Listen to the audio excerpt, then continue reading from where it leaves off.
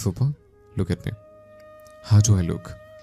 রাতের ডাকে সিকান্দার সাহেব ওর দিকে তাকালো। বেশ লাগছে, অনেকটা চমৎকার টাইপের। ওনার মনে হলো উনি যদি ইন্টারভিউ বোর্ডে থাকতেন তাহলে রাতকে কোনো প্রশ্ন না করেই হাতে জয়নিং লেটারটা ধরিয়ে দিতেন। রাত হাতে নীল ফাইলটা নিয়ে বেরিয়ে যেতে গিয়ে পিছনে ঘুরলো। Do you have any advice for me, sir? রাত মায়ের রুমে উকি দিচ্ছে, যদিও সে জানে এখন তার মা তার রুমে নেই, কিন্তু অন্য একজন আছে, তার বউ। রাত বিড়বিড় করে বলল, আমার বউ, আমার বিয়ে করা বউ। কাল রাতের ভয়ানক কাণ্ডটার জন্য সে দুঃখিত। সন্ধ্যাকে তাই বলতে এসেছে। এক ঝরে সে তার রাগ অভিমান ছেড়ে ফেলেছে। এখন সে তার কিছু ভাববে না। এখন তার বউ চাই, মায়ের রুমে নয়, নিজের রুমে থাকবে তার বউ। রাত ভেড়ানো দরজাটা মেলে দিল। দৃঢ় পায়ে মায়ের রুমে প্রবেশ করছে। সন্ধ্যা গভীর ঘুমে। সন্ধ্যার মুখটা পূর্ব দিকে জানালার দিকেই ঘোরানো। সকালের লাল রোদ মুখে পড়ছে। রোদ আড়াল করে রাত হাঁটু গেড়ে বসলো। সন্ধ্যার ঘুমন্ত চেহারার দিকে চেয়ে আছে। মুখটা এখন ক্লান্ত শুভ্রতায় ছেয়ে আছে। বেনারসি পাল্টেছে। কে পাল্টালো? নাকি ও নিজেই? রাতে গোসল করেছিল নাকি? রাত মুখে মিষ্টি হাসি নিয়ে মৃদু সুরে ডাকলো, বউ। সন্ধ্যা হালকা নড়ল, চোখের পাতা নড়ছে। পিটপিট করে মেলে রাতের দিকে তাকালো। রাত আরেকবার বউ বলে ডাকবে তার আগে সন্ধ্যার চিৎকার, মামি। সন্ধ্যার আকস্মিক চিৎকারে রাত হতবাক। কিছু বুঝে ওঠার আগেই তিয়ামতি হাজির। মামিকে দেখে প্রাণ ফিরে পেল। এমন ভঙ্গিমায় তিয়ামতিকে জড়িয়ে ধরেছে সন্ধ্যা। হাতের বাঁধন সহ পুরো শরীর কাঁপছে সন্ধ্যার কান্দে রাত হতচকিত। কি বলবে বা কি করবে বুঝতে পারছে না। প্রচন্ড দ্বিধাদ্বন্দ্বে ভুগছে। রাত সন্ধ্যার দিকে এগিয়ে এলো, আদুরে গলায় বলল, সন্ধ্যা, খারাপ স্বপ্ন দেখেছিস? দেখ, আমি তো রাত ভাইয়া। আমি কেন ভয় পাচ্ছিস? রাত কথার ফাঁকে নিজের একটা হাত সন্ধ্যার পিঠে রাখতে গেলে সন্ধ্যা সরে গেল। তিয়ামতির পেছনে নিজেকে লুকাচ্ছে। রাত ব্যথিত কণ্ঠে মায়ের দিক উদ্দেশ্যে বলল, মা, ওর কি হয়েছে? এমন করছে কেন? ছেলের প্রশ্নের উত্তরে তিয়ামতি কি বলবেন বুঝে উঠতে পারছেন না। সন্ধ্যার এমন অদ্ভুত আচরণে এসে নিজেই বিমোহিত। মায়ের দিক থেকে উত্তর না পেয়ে রাত সন্ধ্যার কাছে যেতে চাইলে সন্ধ্যা দৌড়ে রুম থেকে বেরিয়ে গেল। ড্রয়িং রুমের ত্রিধারে বিন্যাসিত সোফার ঠিক মাঝখানে বসেছে সিজাত। মাথার উপরে ফ্যান ঘুরছে। বাতাসে মাথার চুল এলোমেলো হলেও সিজাতের মনে হচ্ছে এই ফ্যানের বাতাস নেই। থাকলেও সে কেন ঘেমে উঠেছে। রিমা চা বিস্কুট সাজানো ট্রেটা সেন্ট্রাল টেবিলে রাখলেন। মুখে ভদ্রতা সূচক হাসি নিয়ে বললেন, এবারও কি খালি পেটে ফিরে যাবে? রিমার প্রশ্নে সিজাত মিষ্টি হাসি উপহার দিলেন। মুখে কিছু বললেন না। সামনে ধোয়া ওঠা চায়ের দিকে তাকিয়ে বললেন, দেখা যাক। রিমার কথা বাড়ালো না। ফ্যানটা অফ করে দিয়ে এসিটা চালু করে দিল। প্রায় 10 বছর বাদে এই বাড়িতে পা রেখেছেন শ্রীজাত। বাড়িটা এখনো সেই আগের মতোই আছে, শুধু দু একটা আসবাবপত্র আনাচে কানাচে জায়গা করে নিয়েছে। এ বাড়িতে সে যতবার এসেছে তা তিয়ামতির জন্য, এবারও তাই। তবে আগের বারের আরজির সাথে এবারের আরজির কোনো মিল নেই। তবুও কি তিয়ামতি তার সাথে দেখা করবে না? মানুষের জীবনে এমন কিছু স্মৃতি থাকে যা সবসময় স্মৃতিচারণ হয় না, কিন্তু যখন হয় তখন ভুল করে সুই ফুটে রক্ত ঝরার মতো ব্যথা হয়। তিয়ামতিরও তার জীবনের এমনই একটি স্মৃতি। হৃদের জায়গাটা সে দখলের অনেক চেষ্টা করেছে, কিন্তু তিয়ামতির সামনে তা তুলে ধরতে পারেনি। প্রত্যেকবারই সে খালি হাতে ফিরে গিয়েছে। চোখের দেখাটাও সে পায়নি। এবারও কি পাবে না? এখন তো আর সেই পুরনো ইচ্ছে নিয়ে আসেনি। আসবে বা কিভাবে? এখন তার জীবনটা অন্য কারো জীবনের সাথে বেঁধে ফেলেছে। 8 বছরের ফুটফুটে মেয়েও আছে, বড় আদরের। খাবার টেবিলে নাস্তা সাজিয়ে শ্রীজাতের কাছে এলো ত্রিমা। তিয়ামতিকে এতবার করে ডেকে এলেও কোনো সারা শব্দটাও দেয়নি। এমন একরোখা মেয়েটা যে তার বান্ধবী কি করে হলো তাই ভেবে পাচ্ছেন না রিমা। মানুষটা প্রত্যেকবারে এসে ঘন্টার পর ঘন্টা বসে থেকেও ফেরত যায়। একটা বার দেখা করলে কি এমন হয়? ভদ্রতা বলতেও তো কিছু একটা আছে। রিমা মনে মনে খানিকটা বেরসিক কথা আউড়িয়ে শ্রীজাতের উদ্দেশ্যে বললেন, ভাইয়া, এবার কি খালি পেটটা ভরা পেট করা যায় না? আপনাকে খাওয়াতে পারলে মনটা বেশ শান্ত লাগতো। আপনি তো হৃদ ভাইয়ের খুব কাছের লোক ছিলেন। তিয়ামতি এবারও দোর খোলেনি? না। শ্রীজাত সোফা ছেড়ে বেশ স্বাভাবিকতার বিদায় জানিয়ে সদর দরজার দিকে পা বাড়িয়েছে। তিয়ামতির সাথে তার এমন কোনো খারাপ ঘটনা নেই যে যার জন্য সে মুখ দর্শন করতে পারবে না। একজন বিবাহিত মেয়েকে বিয়ে করতে চাওয়া অন্যায় হয়তো, কিন্তু আমি তো কোনো মায়া দয়া থেকে বিয়ে করতে চাইনি, ভালোবাসা থেকে করতে চেয়েছিলাম। আর সেটা কেউ বুঝুক বা না বুঝুক, তিয়ামতির তো বোঝা উচিত ছিল। শ্রীজাত দরজা ছেড়ে বাইরে এক পা রেখে আবারও পিছু ঘুরল। ক্ষুধাটা বোধহয় বেশি লেগেছে। বোন, প্লেট সাজা। আজ তোর হাতের নাস্তাটা খেয়েই যাব। রাত হন্তদন্ত করে মায়ের রুমে ঢুকলো। সন্ধ্যা তিয়ামতি বিছানায় বসে গল্পে মেতে আছে। রাত বিরক্ত নিয়ে উঁচু স্বরে আম্মু বলে ডাক দিল। সাথে সাথেই সন্ধ্যা তিয়ামতির পেছনে গিয়ে গুটিসুটি হয়ে বসে রইল। দেখছিস, মেয়েটা তোকে দেখিয়ে ভয় পাচ্ছে, তাও তোর গলার স্বর নিচু হচ্ছে না। রাত মায়ের প্রশ্নের পিঠে প্রশ্ন তুলল। তুমি সিজাদ আঙ্কেলের সাথে দেখা করলে না কেন? উনি আমার এক অনুরোধে এখানে এসে হাজির হয়েছিলেন। তুই এখান থেকে যা তো, আমার এখন তোর সাথে কথা বলতে ইচ্ছেই করছে না। তুমি আমার কথা শুনবে না? আমার এখন তোর কথা শুনে চলতে হবে? যদি বলি হ্যাঁ? তুই আবার আমার সাথে তর্ক করছিস? রাত চোখ বন্ধ করে গরম মেজাজ ঠান্ডা করে বলল। তোমার জন্য না, আমার জন্য। রাজি হও না আম্মু, প্লিজ। তোমার দিকে আমি তাকাতে পারছি না। তোমার শুকনো মুখটা দেখলে আমার বুকটা শূন্যতে হু হু করে ওঠে। ছেলের দিকে থেকে মুখ ফিরিয়ে তিয়ামতি কঠিন সুরে বলল। আমি কোথাও যাব না। অন্ধকার রুমে ডুবে আছে রাত। বিদ্যুৎ নেই তা নয়, সে ইচ্ছে করেই রুমের আলো নিভিয়ে রেখেছে। আজ সে এক অনিচ্ছা কাজ করবে, তাই অন্ধকারে হাতড়িয়ে টেবিলের চেয়ারটা টেনে নিল। চেয়ারে বসে মোম জ্বালে সংক্ষিপ্ত আলো তৈরি করছে। পাশেই পড়ে থাকা সাদা কাগজ আর কলমটা নিয়ে চোখ বন্ধ করলো। মনের ভেতরে চলতে থাকা হাজারো কথা, গুটি কয়েক কথা সাজিয়ে চোখ মেলল। 5 আঙ্গুলের সাদা কাগজের উপর কলমটা চেপে ধরে লিখতে শুরু করেছে।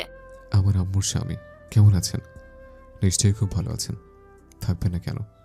আপনার সব দায়িত্ব তো আমার ঘরে চাপিয়ে দিয়েছেন, কিন্তু আপনার বউ মানে আমার মা, সে তো আমার কথা শুনছে না। তাহলে আমি কি করে আমার দায়িত্ব পালন করব বলুন তো? আমি আর আপনার বউকে সামলাতে পারছি না। আপনার যদি আমার উপর একটুও মায়া হয় তাহলে আমাকে এই দায়িত্ব থেকে মুক্তি দিন। এতে আপনার বউয়ের নিরুপায় ছেলে। রাত চিঠিতে কয়েক তলা দীর্ঘশ্বাস সহ প্যাকেট বন্দি করলো। চেয়ার ছেড়ে উঠছে না, চেয়ারে পিঠ ঠেলে আলসেমিতে বসে আছে। চোখ বন্ধ করে বড় একটা দম টান দিতেই বুকটা উঁচু হয়ে নিচুতে গেল। অস্বস্তিতে পুরো শরীরে অবশের উপস্থিতি। সেও কি বাচ্চামিতে নাম লিখিয়েছে? কাকে লিখছে আর কেন লিখছে? কোন উদ্দেশ্যে লিখছে? আসলেই কি তা সম্ভব? সম্ভব হলে তা এতদিন চুপ করে পড়ে থাকার কথা না। মা বাবার গল্প সে তো পুঙ্খানুপুঙ্খভাবে আয়ত্ত করেছে। পাগলামিতে কারোর থেকে তো কেউ কম নয়। তাহলে রাত চট করে টেবিল ছেড়ে উঠে দাঁড়িয়েছে। চিঠিটা হাতে নিয়ে মায়ের রুমের উদ্দেশ্যে পা বাড়ালো। মাঝে মাঝে চিন্তা ভাবনাগুলোকে আবেগে ভাসিয়ে দিলে খুব একটা ক্ষতি হয় না, বরং ভালোই হয়। মনটা ক্ষণিকের জন্য হলেও আশার আলোতে গোসল করে নিতে পারে। মায়ের রুমের দরজাটা খোলা, হালকা ফিরিয়ে দেওয়া। দরজার সরু ফাঁক দিয়ে রুমের সবুজ আলো রশ্মি ঠিকরে বেরিয়ে আসতে যাচ্ছে। অনেকটা জাদু দরজার মতো লাগছে, তথাকথিত গুপ্তধনের সন্ধানী দরজা। এই গুপ্ত দরজার পেছনে যে তার 2টো গুপ্তধন রয়েছে। রাত ঠোঁট টেনে হাসির রেখা ফোটালো। নিঃশব্দে রুমে প্রবেশ করে সোজা মায়ের কাছে এগিয়ে যাচ্ছে। বালিশের নিচে হাত দিল। সাদা খাম বেরিয়ে এসেছে, খামটা খোলাই আছে। রাত পকেট থেকে নিজের চিঠিটা বের করলো। 2টো একসাথে, আবার বালিশের নিচে রেখে দিয়েছে। উঠে দাঁড়াতেই কিছু একটা ভাবলো। পরেক্ষণেই খাম 2টো বের করে নিল। 2টো চিঠির দিকে বেশ কিছুক্ষণ তাকিয়ে থেকে নিজের চিঠির খামটা খুলে নিচ্ছে।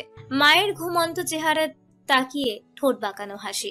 চিঠির কার্যকলাপ শেষ করে বিছানার পাশ ঘেঁষে সন্ধ্যার কাছে এলো রাত। মুখের কাছটায় ঝুঁকে এসে কপালটাতে আলগোছে করে চুমু খেয়ে বিড়বিড় করছে। আমার বউ, আমার স্বপ্নবোধ। স্বপ্ন থেকে বাস্তবে এলেই অথচ আমার থেকে দূরে।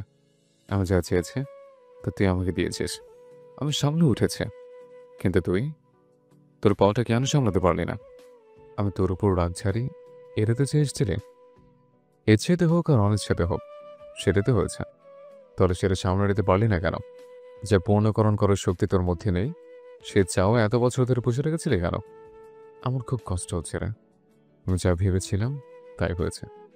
যে মেয়ে কারো করা কথাতে ছিটকে উঠে, সে মেয়ে আমার কঠিন রূপটাকে কি করে সহ্য করতে পারবে? আমি জানতাম বলি এতদিন আমার শাসনটা তোর সামনে আনিনি। যে ভয় নিয়ে তোকে বড় হতে দেখেছে, সে ভয়টাই আজ বাস্তবে রূপ নিয়েছে। আমি এখন তোর কাছে একজন ভয়ঙ্কর মানুষ হয়ে গিয়েছে। আমার কণ্ঠ শুনে তুই ভয় পাস, আমার উপস্থিতিকে তুই ভয় পাস, আমার স্পর্শকে তুই ভয় পাস। রাত উদাসীন ভাবনাতে সন্ধ্যার গাল ছুঁয়ে আছে। হাতের ছোঁয়া আরেকটু গাঢ় করে সন্ধ্যার কানের কাছে ঝুঁকে এলো। ফিসফিস করে বলছে, তোকে ছুঁতে ইচ্ছা করছে, গভীর নিরবধি ছোঁয়া।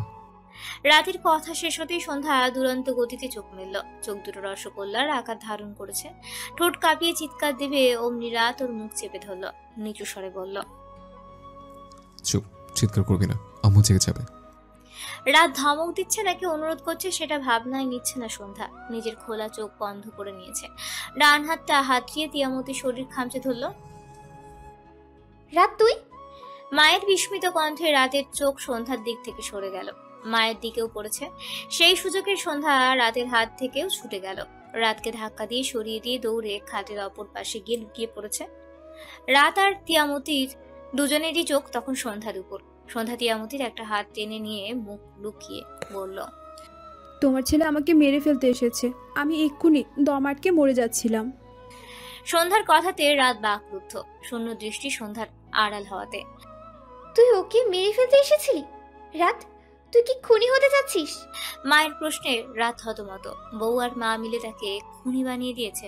আহা, এই তার গুপ্তধন। এই গুপ্তধনের সন্ধানে সে পৃথিবীতে এসেছিল। কিরে, চুপ করে আছিস কেন? তো কি করব? উত্তর দেওয়ার মতো প্রশ্ন তো করনি যে উত্তর দিব। এমন ঘাট তারা উত্তর দিচ্ছিস কেন? আমার ঘাড়ের সব তার তেরা হয়ে গিয়েছে তো তাই। রাত পাশে পড়ে থাকা বালিশটা মাটিতে ফেলে দিয়ে রুম ছেড়ে বেরিয়ে এলো। মাথার তালু টক পঙ্গিয়ে ফুটছে। ইচ্ছে করছে নিজের শরীরের মাংস কেটে তালুতে সিদ্ধ করতে। মানুষের মাংস খেতে কেমন সেটা জানা উচিত। তুই কি না খেয়ে বেরিয়ে যাবি? রাত শার্ট প্যান্টে গুজতে গুজতে ব্যস্ত গলায় বলল, কেন? জানি না। এটা কেমন উত্তর হলো? রাত আয়নায় নিজেকে ভালো মতো দেখে চুলে আঙুল বুলিয়ে বলল। তাও জানি না। তিয়ামতি এবার রাগী মেজাজ নিয়ে বললেন, রাত, তুই কিন্তু আমাকে রাগাচ্ছিস। রাত মাথা ঝুঁকে নিয়ে বলল, আম্মু একটু ফু দিয়ে দাও তো, অফিসের প্রথম দিন, দিনটা যেন ভালো হয়, দোয়া করে দাও। তিয়ামতি বিড়বিড় করে কিছু পড়লো। ছেলের মাথায় ফু দিয়ে পড়ল, অফিস মানে? কিসের অফিস? ফুপার কাছ থেকে জেনে নাও, এখন আমার দেরি হয়ে যাচ্ছে। রাত ব্যস্ত পা জ্বালিয়ে বের হয়ে যাচ্ছে। তিয়ামতি পেছন থেকে উঁচু গলায় বললেন, আজকের নাস্তাটা সন্ধ্যা বানিয়েছে। তিয়ামতির গলার স্বর রাতের কানে বেজেছে। পা দুটো থমকে গিয়েছে। সামনে সদর দরজা, ডান পাশে ডাইনিং। সিকান্দার সাহেব আয়েশ করে খাচ্ছেন। পাশে দাঁড়িয়ে আছেন রাতের ফুপি রিমা। মাথাটা ডান দিকে আর একটু ঘুরতেই রান্নাঘরে চোখে পড়ল। তার গিন্নি সাহেবা ডিম ভাজছেন। তেলের তীব্র গন্ধ রাতের নাকি বাড়ি খেলো। বুক ভরে গন্ধ টেনে পাটা ডান দিকে চালালো রাত। রাত চেয়ার টেনে বসে আছে। সামনে এখনো নাস্তা আসেনি। তাতে কি, সে অপেক্ষার সময় পার করবে। আজ তার চাকরির প্রথম দিনকে শেষ দিন বানাবে। তবুও সে বউয়ের হাতের ডিম ভাজাটা খাবেই খাবে। বিয়ের বয়স 15 দিন হতে চলল। নিরামিষিটাই ভাঙা দরকার। বউয়ের জায়গায় না হয় আজ তার হাতের ডিম ভাজা দিয়েই ভাঙবে। বউয়ের মতো ডিমটাও তো আমিষেই পড়ে। রাতের চোখ বন্ধ। পা নাচুনির সাথে হাতের 5 আঙুল গালে নেচে যাচ্ছে। এক গভীর অপেক্ষার দোলনায় সে দুলছে। হঠাৎ দুলুনি বন্ধ করে তিয়ামতি ওর সামনে নাস্তা রেখে পাশের চেয়ারটায় নিজেও বসে পড়ল। রাত হাত আর পায়ে নাচুনি বন্ধ করে বলল, তুমি নাস্তা নিয়ে এলে যে? তোর নাস্তা তো আমিই আনি, এত অবাক হওয়ার কি আছে? তিয়ামতির প্রত্যুত্তরে রাত কিছু বলল না। আশেপাশে কোথাও সন্ধ্যাকে দেখতে পাচ্ছে না। রান্নাঘরেও নেই। আম্মু সন্ধ্যা কোথায় গেল? ও খাবে না? খাচ্ছে তো। কোথায়? আমার রুমে। হে তো করি সাধলাম, মেয়েটা আইলই না। রাত চেয়ার ছেড়ে উঠে বলল।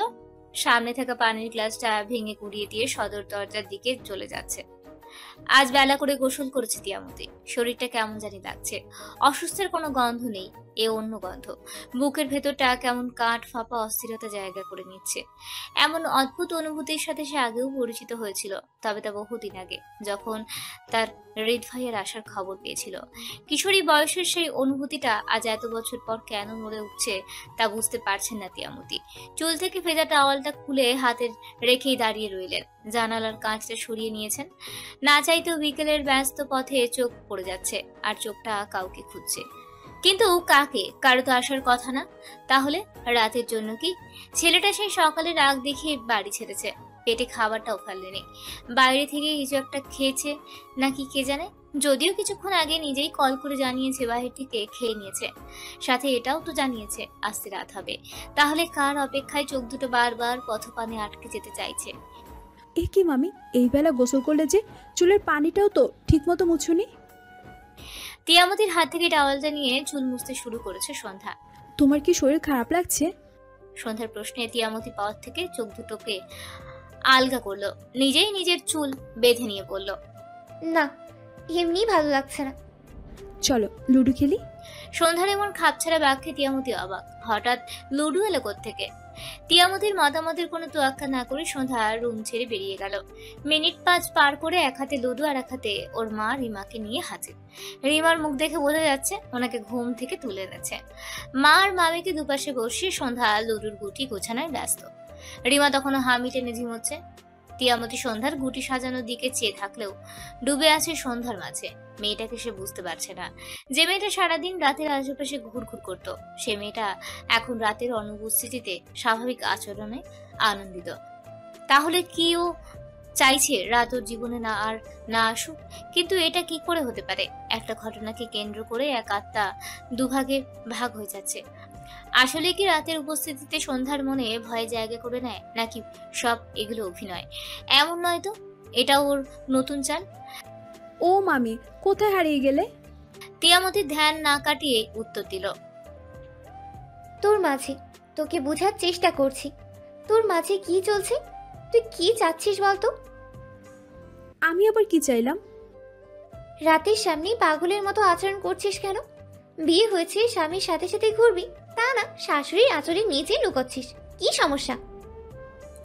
রাতের নামটা শুনতেই সন্ধ্যার ঠোঁটের হাসিটা মিলিয়ে গেল। মামির কাজ ঘেঁষে এসে বলল, তোমার ছেলে আমায় একটুও ভালোবাসে না, আমাকে দেখলেই খুন করতে চায়।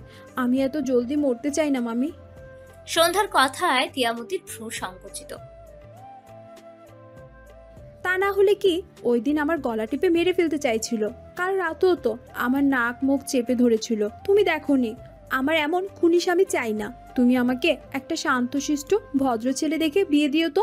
সন্ধ্যা নিজের বাক্য ব্যয় শেষে গুটি ভাগ করে নেওয়ায় ব্যস্ত। রিমা বসে বসে ঘুমোচ্ছে।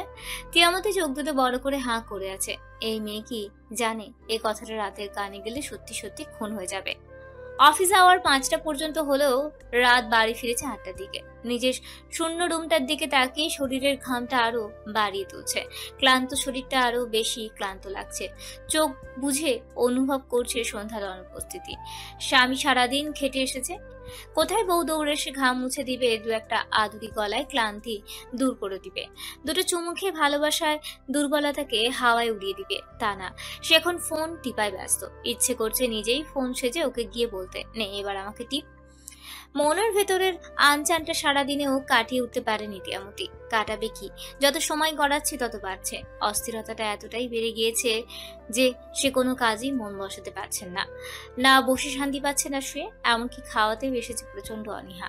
খাবেন না করেও ছেলের জোরাজুরিতে খাবার টেবিলে এসে হাজির হয়েছে। রিমা খাবার সাজিয়ে তরকারিটা আনতে রান্নাঘরে যাবে, অমনি শাড়ির আঁচলে টান পড়লো। বেশ তিক্ত কণ্ঠেই হাঁকিয়ে উঠল, তখন থেকে দেখছি আমার কাপড় ধুই টানাটানি করছিস। কি হয়েছে তোর? মায়ের ঝাড়িতে সন্ধ্যা চুপ, আঁচলটা হাতে মুঠোতে নিয়ে খালি প্লেটের দিকে তাকিয়ে আছে। ছাড় বলছি, অসহ্য একটা। বিয়ে হয়ে গিয়েছে, এখনো আমাকে জ্বালিয়ে খাচ্ছে। রিমার কথার বিপরীতে সিকান্দার সাহেব মুখ খুললেন। দেখছো মেয়েটা ভয়ে কুকড়িয়ে যাচ্ছে, তাও ওকে ঝাড়ি দিচ্ছ? মেয়ে মায়ের আঁচল ধরবে না তো কি বাপের ধরবে? তোমার যদি এতই বিরক্ত লাগে তাহলে আমাকেই শাড়ি পরিয়ে দাও, আমার মেয়ে আমার শাড়ি ধরুক। রিমা গরম চাহনি সন্ধ্যার বাবার দিকে ফেললেন। সাথে সাথে সিকান্দার সাহেবের চড়া গলা নিচু হয়ে গেল। ঠান্ডা সুরে মেয়েকে বললেন, মা, আমার তো আঁচল নেই, তুই বরং আমার পাঞ্জাবিটাই ধর। রাত আর তিয়ামতি চুপচাপ ওদের কথোপকথনে মনোযোগী। রাতের গরম চোখ সন্ধ্যার মায়ের উপর। মায়ের পাশে সে একা থাকাতে সে সন্ধ্যার বাবা মায়ের আশ্রয় ছিটিয়েছে, সেটা খুব ভালো করেই বুঝতে পারছে। রাত মায়ের প্লেটে ভাত দেওয়ায় তিয়ামতি অভিযোগ করে বসলেন, তুই কিন্তু বলেছিলি আমার আর খেতে হবে না। তোর পাশে বসে তোর খাওয়া দেখলেই চলবে। তাই বলেছিলাম। রাত, আমি কি তোর বান্ধবী নাকি আমার সাথে মশকরা করছিস? আমি মস্করা করলাম কখন আম্মু? রাত। মায়ের শাসানির ডাকে রাত হেসে উঠে পড়ল। এইটুখানি খেলেই চলবে, তোমার ওষুধ খেতে হবে আম্মু। দুজনের কথার মাঝখানে রিমা ফোড়ন কেটে বললেন, ছেড়ে দে তো রাত। ও যখন খেতে চাচ্ছে না তখন জোর করিস না। আজকাল ওর মর্জিতে আর কারো মর্জি চলে না। রাত ফুপির উদ্দেশ্যে কিছু বলবে তার আগেই পেছন থেকে ভারী পুরুষ কণ্ঠ। তাই নাকি তেল, তোর মর্জি সব? সন্ধ্যা সিকান্দার সাহেব রাতের দৃষ্টি পুরুষ কণ্ঠকে অনুসরণ করলেও তিয়ামতি করল না। সে চুপচাপ বসে রইল, ঘাড় বাঁকিয়ে পুরুষ কণ্ঠের লোকটিকে দেখার প্রয়োজন বোধটাও করছে না। বেশ স্বাভাবিকতার সাথে বসে আছে, যেন কিছুই ঘটেনি। রিমা খাবার ছেড়ে দাঁড়িয়ে গেল। অবাক, বিস্মিত, চমকিত সব সমর্থক শব্দগুলো যদিও এখন তার উপর প্রয়োগ করা হয়, তবুও বুঝি তার অনুভূতির কথা প্রকাশ করা যাবে না। চোখটা বৃত্তাকারে এতটাই বড় হয়েছে যে এর ব্যাস নির্ণয় করাও কঠিন। মনের অজান্তেই কণ্ঠধ্বনি বেজে উঠল, রিত ভাইয়া। রিদান দরজা ছেড়ে ধীরতার সাথে এগিয়ে আসছে। মুখের কোমল রং, ঠোঁটে মিষ্টি হাসি। পায়ের চলন গতি থামিয়ে তিয়ামতির পাশেই দাঁড়িয়েছে। মিষ্টি হাসিটা মুহূর্তেই দুষ্টু হাসির ছায়ায় ঢাকা পড়েছে। পাশের খালি চেয়ারটা শব্দ করে টেনে নিল। আয়েশি ভাবে হাত বাড়ালো ভাতের বোদে। তিয়ামতির ভরা প্লেটে আরো 2 চামচ ভাত দিয়ে বলল, নে শুরু কর। রিদানের এই অনুশাসনের জন্যই যেন অপেক্ষায় ছিল তিয়ামতি। এমন হাবভাবেই দুরন্ত পানায় খাওয়া শুরু করেছে। আশেপাশে কি হচ্ছে সেদিকে কোনো ভ্রুক্ষেপ নেই, পুরো মনোযোগ তার ভরা প্লেটে। মুখ ভর্তিতে গাল দুটো টুলু টুলু হয়ে গিয়েছে। গিলতে কষ্ট হচ্ছে কি? চোখের নদী টলমল ভেঙে কয়েক ফোঁটা পাতে পড়তেই রিদান পানির গ্লাসটা এগিয়ে ধরল। তিয়ামতি আর রিদানের কাণ্ড কারখানায় সকলেই কারোর মুখে কোনো রা শব্দ নেই। সকলেই এক রোমাঞ্চকর মঞ্চে বসে নাট্যতে মত্ত। নীরব দর্শক রাতও বাবার মুখের দিকে তার নজর আটকায়নি, হয়তো চাচ্ছেও না আটকাতে, তবে মায়ের দিকে ঠিকই আটকে আসছে। নীরবতা ভেঙে রাত চেয়ার ছেড়ে উঠে দাঁড়ালো। কারোর দিকে না তাকিয়ে ডাইনিং প্রস্থান করেছে। রাতের পিছু পিছু এক এক করে রিমা আর সিকান্দার সাহেবও ডাইনিং ছাড়লেন।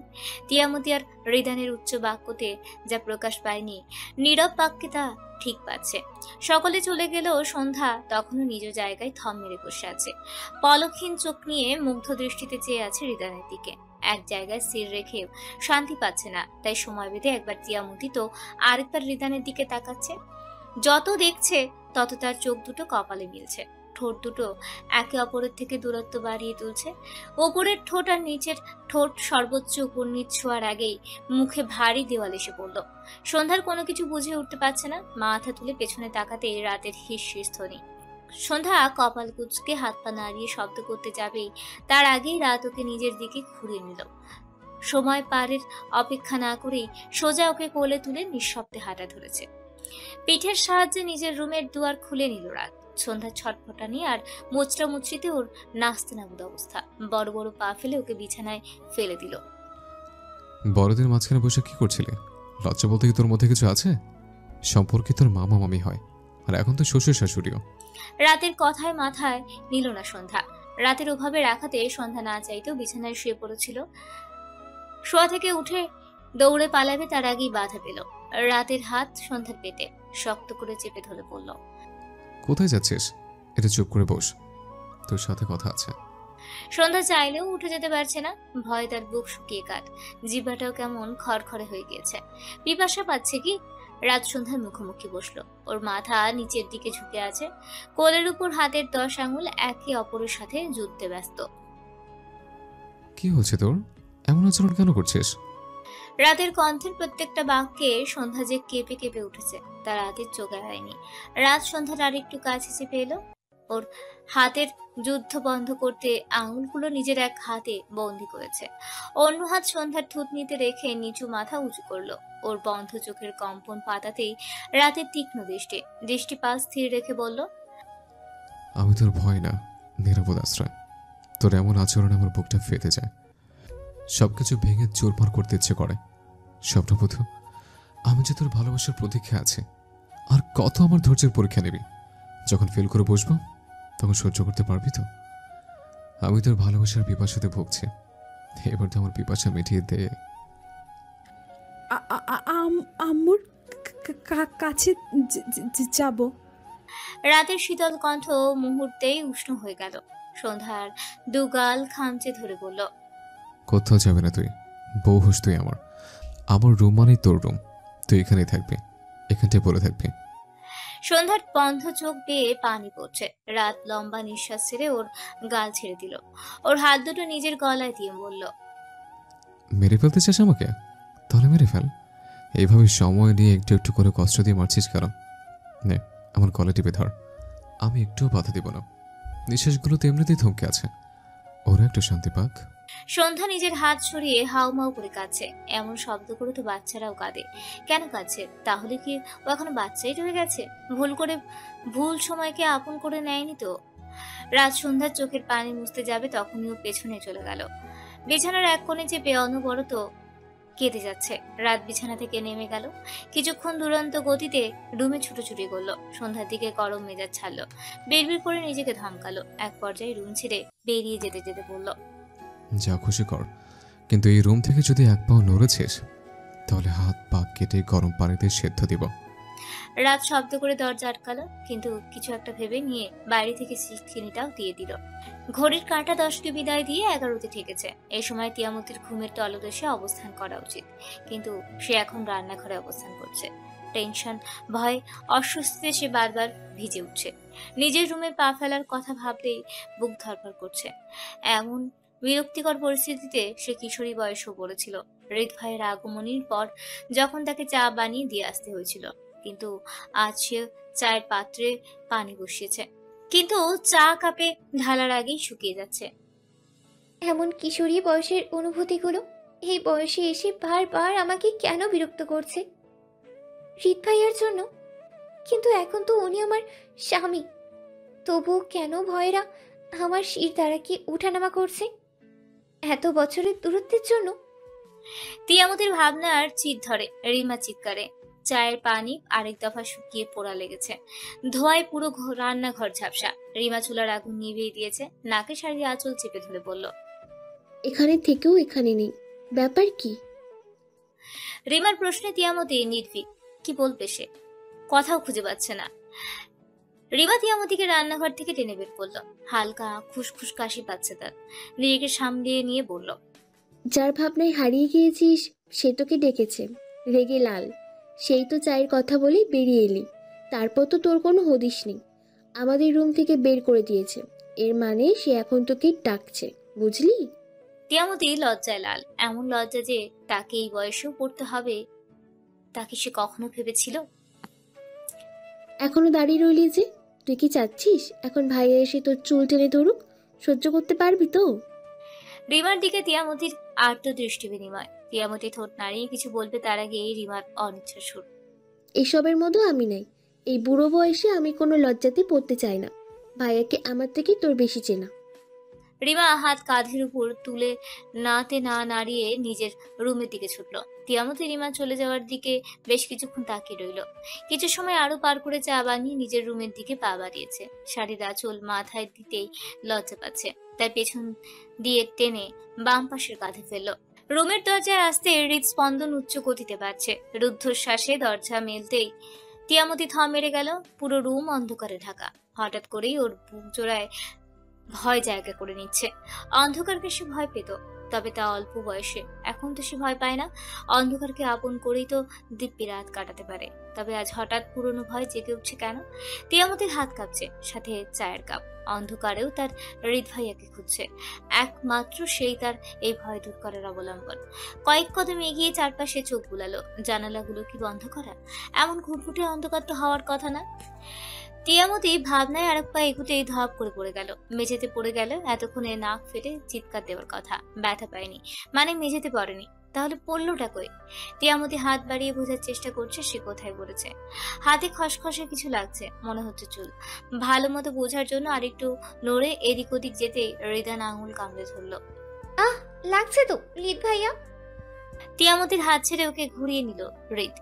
ওর উপরে শুয়ে পাশে পড়ে থাকা ল্যাম্প শেটের আলো জ্বালিয়ে দিল। সাথে সাথে তিয়ামতি চোখ বুজে ফেলল। হৃদান শক্ত কণ্ঠে বলল, চোখ বুঝলে কেন? খোল বলছি, এখনই খুলবে। কি হলো, খোল। হৃদের ধামকা ধমকিতে তিয়ামতি চমকে উঠেছে, তবুও চোখ মেলা সাহস পাচ্ছে না। ভয় হচ্ছে তার হারানোর ভয়। এমন যদি হয় এটাও তার স্বপ্ন, চোখ মেললেই সব শেষ। কি রে, আমার কথা কি কানে যাচ্ছে না? তিয়ামতি একবার হৃদকে জাপটে ধরল, বুকের সাথে মিশিয়ে নিয়ে আদ্র কণ্ঠে বিড়বিড় করছে। চোখ মিললেই আপনি হারিয়ে যাবেন। মিলবো না, কিছুতেই মিলবো না। আপনাকে কাছে পাওয়ার জন্য আমি অনন্তকাল চোখ বন্ধ করে থাকতেও পারি। আমি কি তোর ইচ্ছেতে এসেছি, নাকি যে তুই বলবি আর আমি চলে যাব? আমি তোমার ছেলের ইচ্ছেতে এসেছি। তিয়ামতি এবার আর চোখ বন্ধ করে থাকতে পারলো না। অবাক হওয়ার সাথে কি চোখের খুব শক্ত সম্পর্ক আছে? অবশ্যই আছে, না হলে সে না চাইতেও কেন চোখ মেলে ফেললো? তোর মুখ দেখেই বোঝা যাচ্ছে ওই চিঠির ব্যাপারে তুই কিছুই জানিস না। আমি অবশ্য আগে আন্দাজ করেছিলাম। তুই একটাবার ভাব, 24 বছরের ছেলে আমার, এতগুলো বছর পার করলো, সে আমাকে প্রথম চিঠি লিখলো, অথচ একবারও বাবা বলে ডাকলো না। কি সাংঘাতিক! এই 4 লাইনের চিঠিতে সে তার পুরো জীবনের অভিমান ভরে দিয়েছে। এমন সাংঘাতিক ছেলের মুখে বাবা ডাক না শুনে যদি আমি পরপার হতাম, তাহলে কি আমি শান্তি পেতাম? বাপ রে বাপ, চিঠির প্রত্যেকটা অক্ষরে কি ঝাঁজ! আমি তো পড়ছিলাম না কি পড়ছিলাম সেটাই বুঝে উঠতে পারছিলাম না। তিয়ামতি হতভম্ব। হৃদান এগুলো কি বলছে, তার মাথায় কিচ্ছু ঢুকছে না। রাত কি করে চিঠি লিখলো? ওকে তো আমি ওর বাবার ঠিকানা দেইনি। তাহলে? হৃদান মাথা উঁচু করে নাক উঁচিয়ে বলল। কেমন গন্ধ গন্ধ লাগছে রে তিল, কোথা থেকে আসছে বলতো? হৃদান মাথাটা বামে ডানে ঘুরিয়ে গন্ধের উৎস খোঁজার ভঙ্গি করছে। সেই ফাঁকে তিয়ামতি চট করে বাম হাতে নাকটা মুছে নিল। মিহি সুরে বলল, কোথায় গন্ধ? আমি তো পাচ্ছি না। দেখি তোর হাতটা দেখাতো। হাত লুকিয়ে তিয়ামতি করুণ ভাবে হৃদের দিকে তাকিয়ে রইল। কি হলো দেখা, হাত কই তোর? খেয়ে ফেলেছিস? তিয়ামতি বাম হাতটা নিজের পিঠের নিচে লুকিয়ে ডান হাতটা বাড়িয়ে ধরল। হৃদান হাতে তালুতে গভীর ভাবে নাক ডুবিয়ে পড়ল। আরেক হাত কই? মাইক দিয়ে প্যাপে করে বলতে হবে যে, হে দেবী, আপনার বা হাতটা কি আমি একটু দেখতে পারি? একটু গন্ধ শুকতাম। তিয়ামতির মুখে আধার এনে বা হাতটা বাড়িয়ে ধরল। হাতের দিকে তাকিয়ে হৃদান বলে উঠল, ছি ছি, তুই টয়লেট সেরে হাত ধোস না, গন্ধে তো আমার বমি আসছে। হৃদান দুগালে বাতাস ভরে বমি করার ভাব ধরছে। এই বুঝেই পেট উল্টে সব বের হবে। তিয়ামতি কান্না শুরু বলল, আপনি পচা কথা কেন বলছেন? আমি তো এই হাত দিয়ে নাকের ঘাম মুছেছিলাম। হৃদান তিয়ামতির নাকের দিকে তাকিয়ে অট্টস্বরে হেসে উঠল। তার মানে তোর নাকে জীবাণুরা পায়খানা করেছিল? তাই তো বলি, এমন নিকৃষ্ট গন্ধ কোথা থেকে আসছে? হৃদ তিয়ামতির নাকে কারো দৃষ্টি দিয়ে বলল। এই দেখ, আবার পায়খানা জমছে। হৃদ আবারও অট্ট হাসিতে ফেটে পড়ছে। হাসির সুরে তার মুখমণ্ডল ছোট ছোট নরনে নড়ছে। তিয়ামতির এখন ঠোঁট ভেঙে কান্না আসতে চাইছে, কিন্তু সে কাঁদবে না। সে এখন তার হৃদ ভাইয়াকে দেখবে। ইস, কত যুগ পর দেখছে। চোখের দেখাটাও পাবে, তা তো সে কল্পনাও করেনি। কপালের কাজ ঘেঁষা দু একটা সাদা চুল উকি দিচ্ছে। এ যেন হৃদের ফর্সা মুখের সৌন্দর্যটা দ্বিগুণ হারে বেড়েছে। ছোটবেলা পাঠ্য বইয়ের এক গল্পে পড়েছিল, বুড়ো হলে মানুষ আরো বেশি সুন্দর হয়ে যায়। কথাটা কি হৃদ ভাইয়ের সাথে মিলে যাচ্ছে? সত্যি কি তাই, নাকি সব মনের ভুল? ওর হৃদ ভাইয়া তো হাতে লাঠি ধরার বুড়ো নয়, চেহারায় এখনো যুবক বয়সের ছাপ স্পষ্ট। আর ব্যবহার? তিয়ামতির ভাবনায় ছেদ পড়ে হৃদের আরেক দফা অট্ট হাসিতে। ভাবনার ছেদ জোড়া লাগিয়ে আবারও ভাবনা রাজ্যে ডুব দিল। মাত্রাতিরিক্ত সুন্দর রাগী একরোখা গম্ভীর স্বল্প বাক্য ছেলেগুলোর অট্ট হাসি দুই রকম হয়। এক, বোকা হাসি, যেটা তাদের চেহারার সাথে একেবারেই যায় না। দুই, বাচ্চা হাসি। হৃদের হাসিটাকে তিয়ামতি 2 নম্বরে ফেলল। হৃদান হঠাৎ করে তিয়ামতির উপর থেকে সরে গিয়ে বলল, রাত হয়ে শো তো, এভাবে শুয়ে আরাম পাচ্ছি না। মনে হচ্ছে তোকে ভালো করে শুতে পারছি না, আর কথাও বলতে পারছি না। তিয়ামতি হৃদানের ভাবসা বোঝার চেষ্টা করছে। হৃদান বড্ড অধৈর্য হয়ে নিজেই ওকে ডান পাশে ঘুরিয়ে দিল। বা পাশে নিজে শুয়ে তিয়ামতিকে আষ্টে পৃষ্ঠে জড়িয়ে নিল। তিয়ামতির পেটে নরম হাতের স্পর্শ দিয়ে নিজের সাথে মিশিয়ে নিয়েছে। গলার ভাঁজে ছোট চুমু খেলো। তিয়ামতির চোখ বুঝে আসছে। গাঢ় ঘুমের ডোরা কাটা জ্বালা চোখে নিয়ে হৃদের মধ্যে গুটিসুটি মেরে মিশে যাওয়ার প্রবণতা। তিয়ামতির গালের সাথে নিজের গাল মিশিয়ে নিল। হৃদানের ফিস ফিস সুর। কি ভেবেছিলি আমি মরে গিয়েছে? এই বাক্যটা যে তিয়ামতির খুব অপছন্দ হয়েছে তা বেশ বুঝতে পারছে হৃদ। ও সরে যেতে নিলেই হৃদের হাতের স্পর্শ শক্ত হয়ে পড়ল। চাপ শুয়ে থাক, অনেক কথা বলার আছে, অনেক কিছু জানানোর আছে। আমাকে খেপাস না। তুই জানিস আমার এত ধৈর্য নেই, তবুও এখন ধৈর্য চেপে ধরে আছে। হৃদের অনুশাসনে তিয়ামতি শক্ত হয়ে আসলো, শরীরটা নরম হয়ে আসলো, চুপচাপ শুয়ে রইল। যেদিন তোকে জোর করে বাংলাদেশে পাঠালাম সেদিনটার কথা আমি আজও ভুলতে পারিনি। তোর চোখের পানিগুলো আমাকে বড্ড জ্বালিয়েছে রে, প্রতিটা ক্ষণে ক্ষণে আমাকে পুড়িয়েছে। তোর ভেতরটা শূন্য হয়ে যাচ্ছিল, তবুও তুই মুখ ফুটে একটাবার বলতে পারিসনি আমি যাব না, আমি আপনার কাছে থাকব। কিন্তু চোখের জলে সব বলে দিচ্ছিলে, আর আমি তোর চোখের ভাষা বুঝতে পেরেও তোকে ফেরত পাঠালাম। কাঁধে বয়ে বেড়াচ্ছিলাম তোর আর আমার একটি ভালোবাসার রাত। তুই আমার বলা প্রত্যেকটি কথা অক্ষরে অক্ষরে পালন করেছিস। না নিজে আমার খোঁজ করতে এসেছিস, আর না কাউকে খোঁজ করতে দিয়েছিস। তোর বুকে তুই কত বড় পাথর চেপে রেখেছিলি তার পরিমাপটা আমি টের পেয়েছিলাম। কিছুদিন বাদেই তুই আমাকে চিঠি লিখলে। জাস্ট একটি লাইন ছিল চিঠিতে, কেমন আছো হৃদ ভাইয়া। আমি জানি এই একটি লাইনের 10টা অক্ষরে ছিল তোর অজস্র সুপ্ত অভিমান। আমি সেদিন অনেক কেঁদেছিলাম, ইচ্ছে হচ্ছিল এখনই চলে আসি তোর কাছে, তোকে বুকে চেপে ধরে বলি আমি তোকে ছাড়া একটুও ভালো নেই, ভালো থাকা সম্ভবও না। কিন্তু তুই তো জানতিস আমি নিরুপায়। তারপর তোর দ্বিতীয় চিঠি, যেখানে তুই আমায় জানালি আমার ভালোবাসার মুক্তোর দানা তোর পেটে, সেদিনও আমি অনেক কেঁদেছিলাম। কিন্তু ওটা সুখের কান্না ছিল, কারণ তোর চাওয়া পূর্ণ হতে চলেছে। আমার তখন তোর মুখটা দেখতে ইচ্ছে হচ্ছিল খুব, কিন্তু তা আমার ভাগ্যে ছিল কই। এরপর থেকে তুই আমাকে নিয়মিত চিঠি লিখতে শুরু করলি।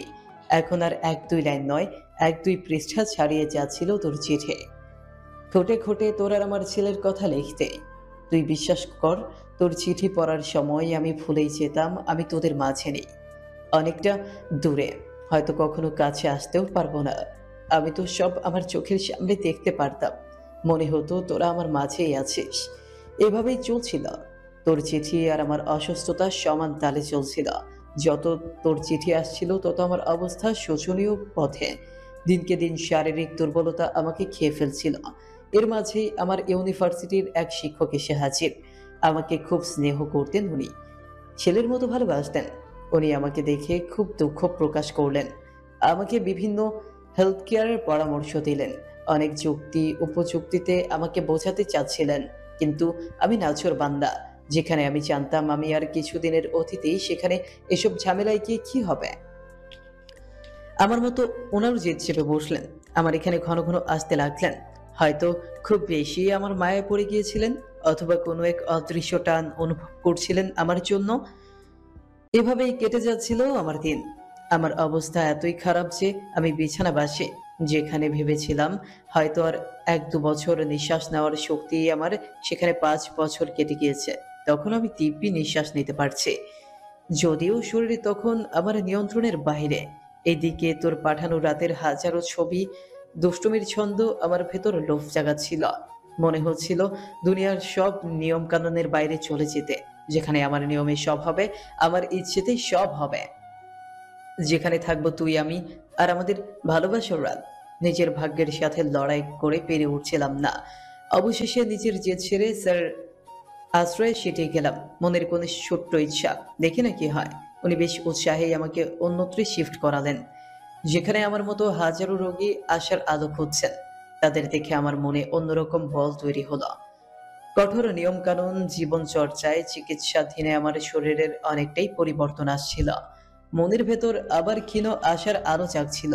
মাঝে মাঝে স্বপ্নে তোকে চাইতাম, আমার ছোট্ট পৃথিবীকে আঁকড়ে ধরে বাঁচার প্রবল উন্মাদনায় ভুগতাম। ধীরে ধীরে আমি অনেকটাই সুস্থ হয়ে উঠছিলাম। এত বছরের পর তোর কোনো চিঠির উত্তর আমি দিইনি, কিবা লিখতাম বল? লেখার মতো কিছু ছিল কি? কিন্তু এইবার পুরো 9 বছর বাদে তোকে লিখতে বসেছিলাম, একটু সুখের ছন্দ।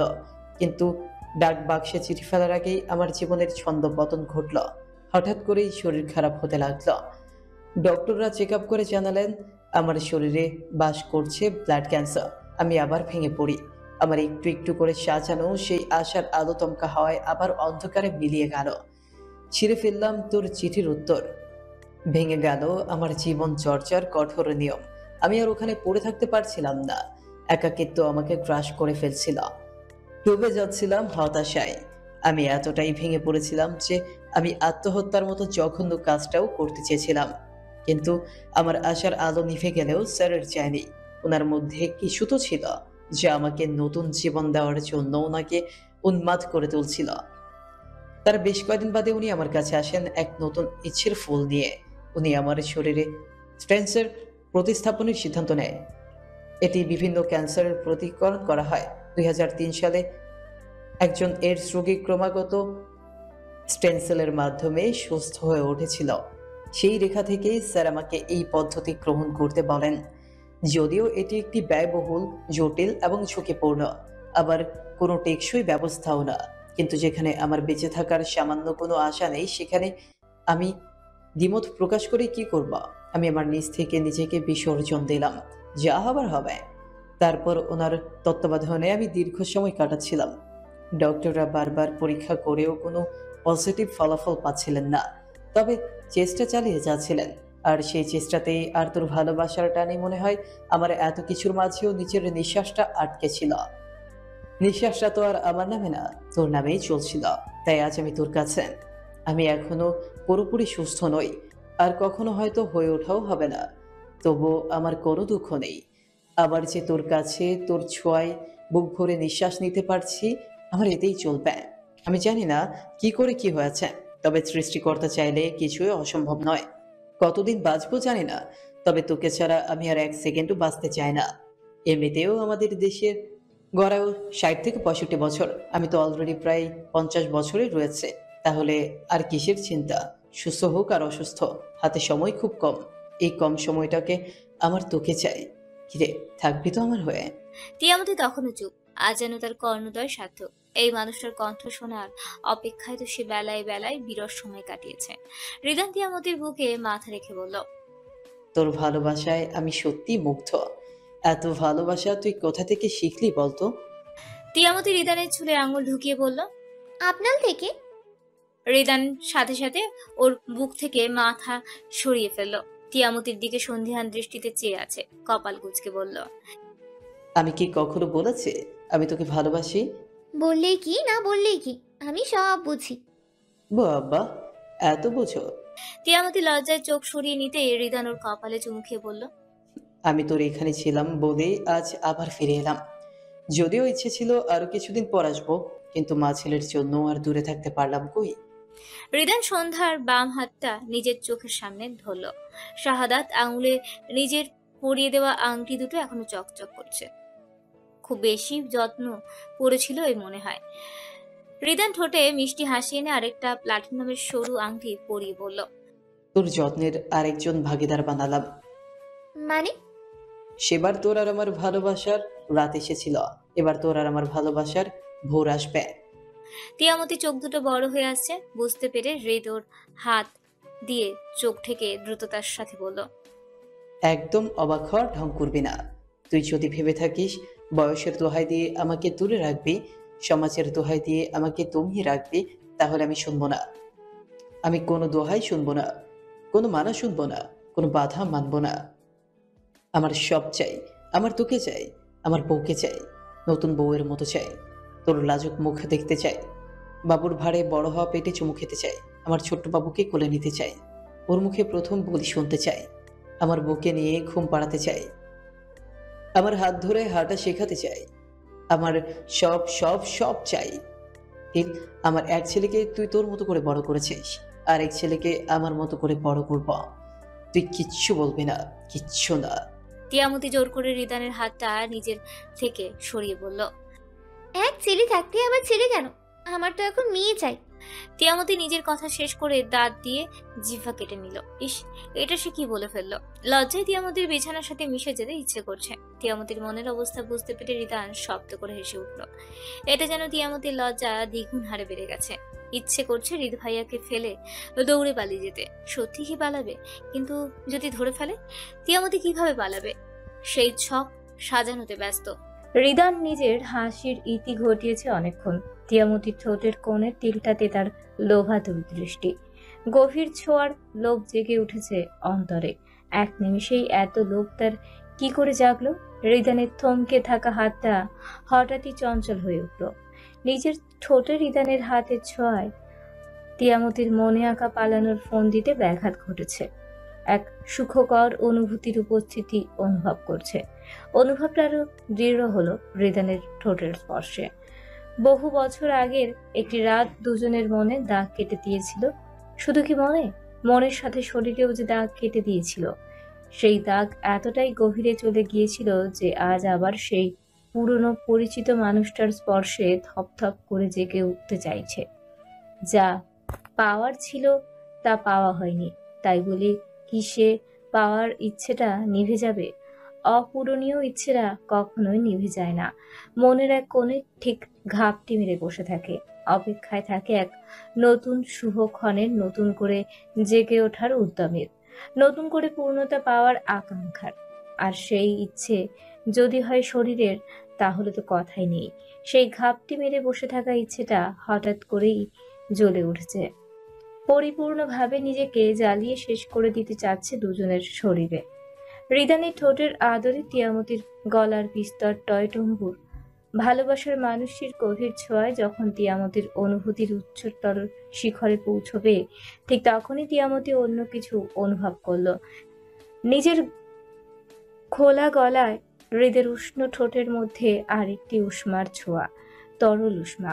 তিয়ামতির আর চোখ বন্ধ করে রাখতে পারল না, চট করে চোখ মেলে ফেলে হৃদের মাথার দুধারে চেপে ধরলো। উঁচু কণ্ঠে তিয়ামতির কলিজা কেঁপে উঠছে, সাথে সাথে চোখ ভিজিয়ে উঠে গলার স্বরে কান্নার ঢল।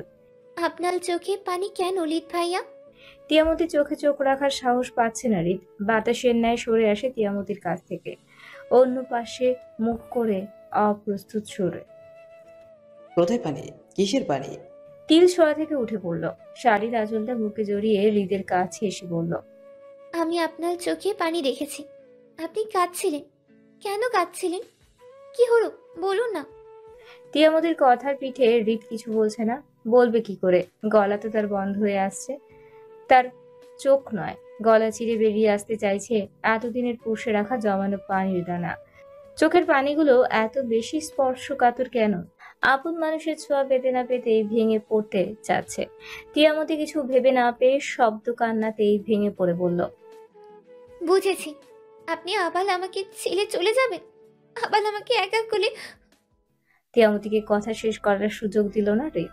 ওকে জাপটে ধরে হু হু করে কেঁদে উঠল। আর কোথাও যাব না রে রোদ। ভালোবাসার সুতোই বোনা শাড়ির আঁচল বেঁধে নিস, লুকিয়ে রাখিস তোর মনের গহীন অতলে। তিয়ামতি হৃদকে নিজের বুকের সাথে মিশিয়ে নিয়ে বলল, আমি কোথাও যেতে দিব না, কোথাও না। আমার বুকের খাঁচায় বন্দি করে রাখবো। তাই করিস, আমি নির্দ্বিধায় থাকবো। অনেক কষ্ট দিয়েছি তোকে, তার বিনিময়ে একটু শাস্তি তো আমার পাওনা।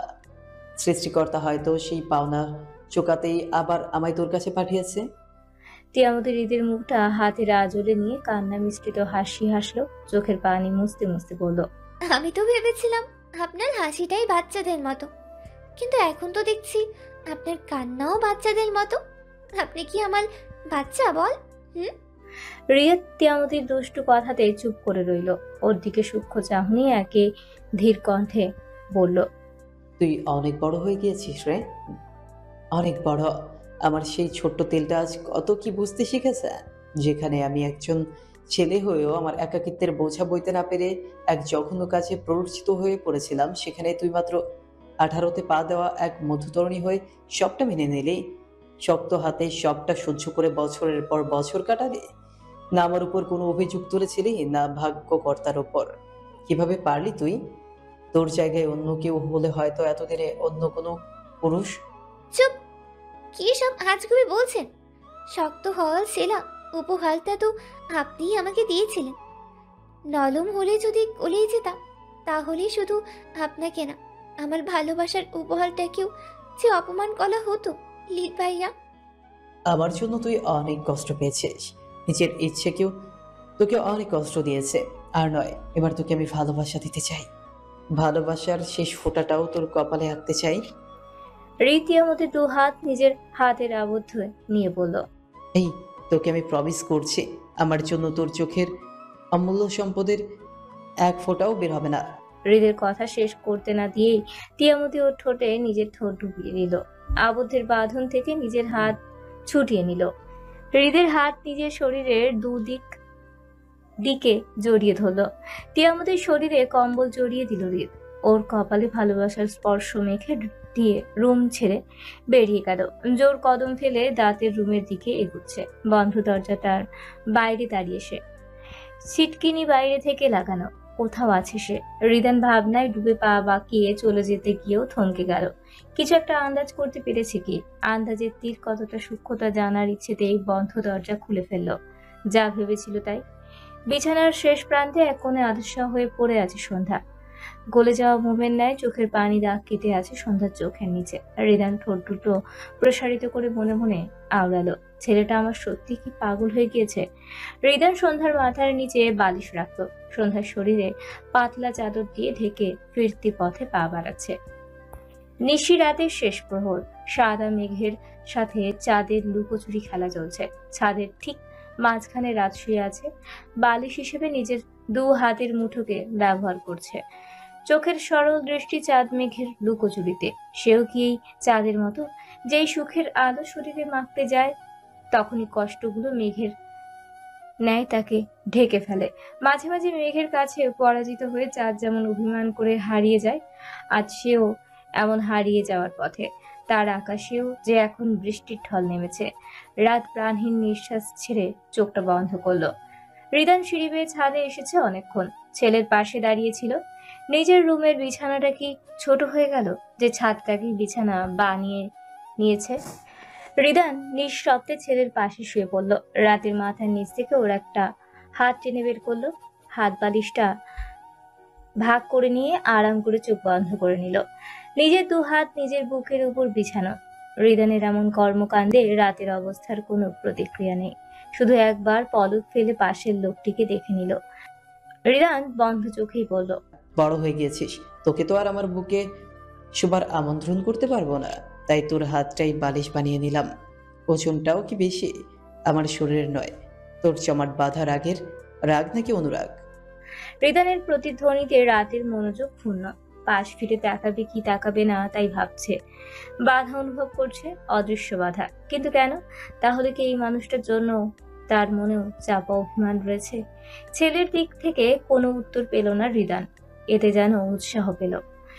নিজের কথার চোরকে অন্যদিকে ঘুরিয়ে ফেলল। তুই কি আসলেই আমার বউয়ের উপর বিরক্ত নাকি নিজের বউয়ের উপর? রাত না চাইতেও তার চোখ বিঁধল হৃদানের মুখে। দুজনের চোখে চোখাচোখি। একজনের চোখে দুষ্টু আভাস, আর একজনের চোখে বিস্ময়ের। হৃদান এবার ছেলের দিকে কাত হলো।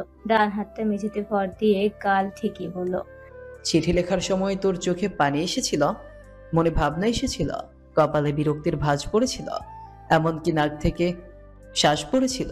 আমি কি ঠিক বলছি? হৃদানের কথায় রাত হতচকিত।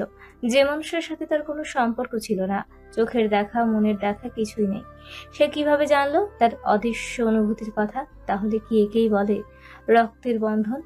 বাহিরের সংযোগ বিচ্ছিন্ন থাকলেও মনোসংযোগে অটল। চিঠিতে বারবার আমার বউয়ের কথা উল্লেখ করলেও তুমি পুরো চিঠিতে অদৃশ্যভাবে নিজের বউয়ের কথা বলেছ। এত দ্রুত হাল ছেড়ে দিলে? রাতের মনে ঝড় বইছে। সত্যি কি তাই? মনের অজান্তেই কি সে নিজের ব্যর্থতার অদৃশ্য ছবিটাই এই মানুষটার কাছে পাঠিয়েছিল? কিন্তু কেন? কোন আশায়? না জানা এই মানুষটার কাছেই কেন তাকে ব্যর্থতায় বুনো জাল পাঠাতে হয়েছে? এত ভরসা কি করে জেগে উঠেছিল জন্মদাতা বলে? হৃদান আগের ন্যায় সোজা হয়ে শুয়ে পড়ল। রাতের হাতের কবজি এবং কনুয়ের মাঝ বরাবর মাথা রেখেছে। চোখের পাতা দুটো এক করে ভারী গলায় বলল, ছোটবেলায় সুষম খাবারের নাম নিশ্চয়ই পড়েছ। আমিও পড়েছি, বিজ্ঞান বইয়ে। ঠিক কোন ক্লাসে পড়েছিলাম মনে পড়ছে না, তোমার কি মনে আছে? রাতের দিক থেকে নীরব শব্দধ্বনিতে হৃদান বেশ গুছিয়ে নিয়ে আবারও বলল, খাদ্যের প্রধান 6টি উপাদানের নির্দিষ্ট পরিমাণের উপস্থিতি যা ব্যক্তি বিশেষে প্রয়োজন মেটায় তাকে সুষম খাদ্য বলে। ভালোবাসাটাও অনেকটা সুষম খাদ্যের মতোই। রাগ, অভিমান, ঝগড়া, অবহেলা, শাসন ও যত্ন, এই সব কিছু মিলে একটি মিশ্র অনুভূতি যাকে আমরা ভালোবাসা বলে নাম দিয়েছি।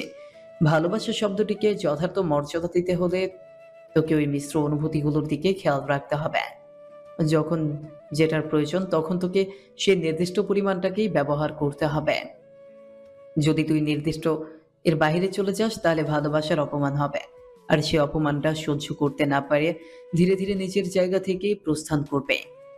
সুষম খাদ্যের উপাদানগুলো পরিমাণ যেমন মানুষ ক্ষেত্রে ভিন্ন হয়, তেমনি ভালোবাসার মিশ্র অনুভূতিগুলো ব্যক্তি বিশেষে ভিন্ন হয়। উদাহরণ হিসেবে আমার বউ মানে তোর মাকে দিয়েই বোঝাই। ও ছোটবেলা থেকেই আমার রাগ দেখে অভ্যস্ত। এখন যদি হুট করে ওর সাথে নরম ব্যবহার শুরু করি, ও আমাকে সন্দেহ করবে। শুধু সন্দেহ বললে ভুল হবে, ওর মনে সরাসরি ভয় বাসা বাঁধবে। তেমনি সন্ধ্যা তোর নরম ব্যবহারে অভ্যস্ত। এখন যদি তুই ওর সাথে এমন কঠিন ব্যবহার করিস, তাহলে কি ও তোকে ভয় পাওয়াটা অস্বাভাবিক? না, বরং এটাই স্বাভাবিক। সমস্যা সন্ধ্যার মধ্যে না, তোমার মধ্যে। কি সমস্যা জানো? সন্ধ্যা কিন্তু চাইছে তোমার সেই ভয়ঙ্কর রূপটা ভুলে যেতে, কিন্তু তুমি দিচ্ছ না। তুমি এতটাই অধৈর্য হয়ে পড়েছো যে বারবার ওর সম্মুখীন হচ্ছ, তাও অদ্ভুত ব্যবহার নিয়ে। একটু আগে তুমি যেটা করেছো সেটা ঠিক করনি। আমি যতটুকু বুঝতে পারছি, ও ভুলেও তোমার সামনে আসবে না। রিদান চোখ মেলল, রাতের চোখের প্রশ্নটা পড়ে নিয়ে বলল, আমি কোনো আগন্তুক নই, তোমার আম্মুর স্বামী। তার চিঠিতে আমি সবাইকেই দেখতে পেয়েছি। রাত শোয়া থেকে উঠে বলল, বাবার জন্য এক ফোঁটা বাক্য ব্যয়ও করেনি। সোজা হাঁটা ধরতে রিদান গলার স্বর উঁচু করে বলল, তুমি আমার দিক থেকে মুখ ফিরিয়ে নিলেও আমি পারবো না। তুমি আমার বউয়ের দুই মাত্র ভালোবাসা। রাত থমকে দাঁড়ালো। রিদান কয়েক কদম এগিয়ে এসে বলল, তুই যা স্বীকার করছিস না তা ভাঙানোর প্রয়োজন মনে করছি না। তবে হ্যাঁ, তুই আমাকে বাবা বলে না ডাকলেও আমার কোনো সমস্যা নেই। কিন্তু আমি কি তোকে বাবা বলে ডাকতে পারি? এত বছর পর পাড়ি এলাম। জন্মদাতা বিয়োগ ঘটায় তাকে তো ডাকতে পারছি না। মনের ভেতর শূন্যতা অনুভব করছে। রাত তখনও দাঁড়িয়ে, পেছনের সামনে কোনো দিকেই পা মেলছে না। রিদান আরেক কদম এগিয়ে এসে মুখটা সামনে বাড়িয়ে বলল, বাবার এমন আদুরি আবদারে রাত আর নিজেকে দমিয়ে রাখতে পারল না। বুকের ভেতরে জমে থাকা সকল অভিমান পিষিয়ে বাবার বুকে ঝাঁপিয়ে বলল, সরি বাবা। রিদান ছেলের পিঠে আদুরি কিল দিয়ে বলল, ইটস ওকে বাবা। বাচ্চারা যেমন হাঁটা খেলা শেষে প্রয়োজনীয় অপ্রয়োজনীয় আধুগুলিতে গল্প জুড়ে বসে, ঠিক তেমনি একটা বয়স সীমা পার হওয়ার পর মানুষ বুড়ো বয়সেও জানা অজানার শব্দ নিয়ে গল্প জুড়ে দেয়। সেসব গল্প শোনার প্রচন্ড ধৈর্যের প্রয়োজন, যা সকলেই করে উঠতে পারে না। জীবনের এমন স্বল্প সময়েই কেউই বা চাইবে বুড়ো বাবা মার, দাদা দাদি, নানির গল্প শুনে সময় ব্যয় করতে? তাই সকলেই তাদের এড়িয়ে চলে। সকলেরই তো কত তারা, কিন্তু রিদানের নেই। সে ঘন্টার পর ঘন্টা কাটিয়ে দিচ্ছে মায়ের গুলিতে, গভীর মনোযোগী। এক সময় মায়ের কথার ঝুড়ি ফুরিয়ে এলেই মাকে কোলে তুলে বলল, এবার ছেলের কোলে করে এগোর ওগর ঘুরবে। আবার যদি শুনেছি ঘরে বসে শুয়ে কাটাচ্ছ, তাহলে কিন্তু তোমাকে খোলা আকাশের নিচে ফেলে আসবো। কেউ তোমাকে দেখতেও যাবে না। রিদান মাকে নিজের পাশের চেয়ারটাতে বসিয়ে দিল। সামনে নাস্তার প্লেট সাজিয়ে দিচ্ছে। মা আঁচল দিয়ে চোখের পানি মুছে বললেন, তোর মুখটা দেখার জন্যই এখনো পৃথিবীর আলো বাতাসে পড়ে আছি। এখন খোলা আকাশ কেন, মাটির নিচে ফেলে এলেও আমার কোনো আপত্তি নেই। একে একে সকলেই নাস্তার টেবিলে হাজির। সবগুলো ভরা চেয়ারের মাঝে একটি শূন্য চেয়ার বড্ড বেমানানো লাগছে। রিদান শূন্য চেয়ারের মাঝে নিজের ছেলের মনের ভেতরের শূন্যতাও যেন অনুভব করতে পারছে। সকলকে খাবার শুরু করতে বলে সে পা বাড়ালো ছেলের বউয়ের রুমের দিকে। সন্ধ্যার ঘুম ভেঙেছে অনেক আগে। মায়ের ডাকাডাকি শেষে মামির ডাকাডাকিতেও ঘুমানো অসহ্যকর, তাই বিছানা ছেড়ে ফ্রেশ হলো। ঠান্ডা পানির ছোঁয়াতেই ঘুমটা চলে গেলেও আলসেমি ভাবটা তখনও সীমিত। জানালার পর্দা সরিয়ে ঘরে আলো প্রবেশের পথ খোলায় যখন ব্যস্ত, তখনই কারোর পায়ের আওয়াজ পেল। দৌড়ে নিজের গুছানো কাঁথাটা মেলে শুয়ে পড়ল। পুরো মুখ ঢাকা। কয়েক মিনিট পেরিয়ে যেতেও রাতের কণ্ঠ পেল না। সন্ধ্যা চুপচাপ করে কাঁথাটা সরালো। তার বেডের সামনে চেয়ারে কেউ বসে আছে। রাতের মতো দেখতে হলেও রাত নয়। সন্ধ্যা এক ঝটকায় উঠে বসলো। সামনের মানুষটার দিকে বেশ কিছুক্ষণ তাকিয়ে থেকে বলল, তুমি তাহলে সেই মামা যে আমার মামিকে এত কষ্ট দিয়েছে, অত্যাচার করেছে? সন্ধ্যার প্রশ্নে রিদান কিছুটা নড়ে উঠল। প্রথম আলাপেই এতটা সহজ করে দিবে তা ভাবেনি রিদান, তবে খুব একটা অবাক হয়নি। তিয়ামতির চিঠির অনেকাংশ জুড়েই থাকতো এই মেয়ের চঞ্চলতা। রিদান স্বল্প শব্দে হেসে উঠে চেয়ার ছাড়ল। সন্ধ্যার পাশে বসে বলল, তুমি সেই মেয়ে যে আমার ছেলেকে জ্বালাতে জ্বালাতে পাগল বানিয়ে দিয়েছে। মামার এমন প্রশ্নে ভাগ্নি চমকিত।